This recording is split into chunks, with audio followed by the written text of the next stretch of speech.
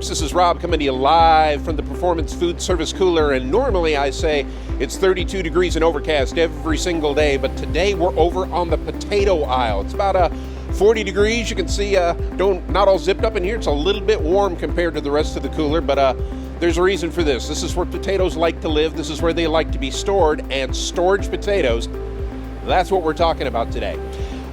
Idaho harvests potatoes once a year and only once. Potatoes come out of the ground and they put them in storage and they live there all year long. Last year the harvest was round about this time, so coincidentally they're harvesting now. Potatoes are coming out of the ground and new crop Idaho Russet baking potatoes are entering the market. Now the new crop potatoes, they're fresh out of the ground, so they're going to be a little bit wetter. You might notice a difference if you are roasting them, if you're baking them, if you're mashing them. You may notice a difference, might not.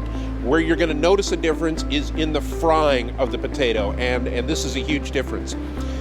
When those potatoes come out of the ground, the potato that you want for frying is a Burbank, and they are still sleeping. They're still under the ground. The first potatoes that come out are a Norcota variety, and if you look really close at this box here, you'll notice stamped on the box is the word Norcota. That is the variety of potato that's in that box. Norcotas have a shorter growing cycle, so they come out of the ground first and bridge that gap between old crop and new crop Burbanks. Burbanks are your French fried potatoes. Norcotas, not so much. They have a higher water content and a higher sugar content. So when you put those things in the fryer, the first thing they do is release all that water. They pee all in the fry oil, make a big mess of things, foams up, shortens the life of the oil. The other thing that they do is all that sugar in there caramelizes. So instead of those fries coming out GBD, golden brown and delicious, they come out really, really dark brown, almost black. Not very tasty fries. You can combat that. You can work with them, but you gotta mess with it just a little bit. You're going to have to turn down the fryer and fry them for a longer period of time. I tell people turn it down by about 5 degrees and fry them for 5 minutes longer. See how it works. Your mileage may vary. You're going to have to mess with it a little bit for your particular fryer, but lower temperature, longer period of time, as long as you see Norcota on the side of the box. When are we going to see Burbanks? That's up to Mother Nature. When those little guys are ready to come out of the ground. Generally takes 4 to 6 weeks. So you're going to see new crop Norcotas for about 6 weeks, and then we'll see Burbanks.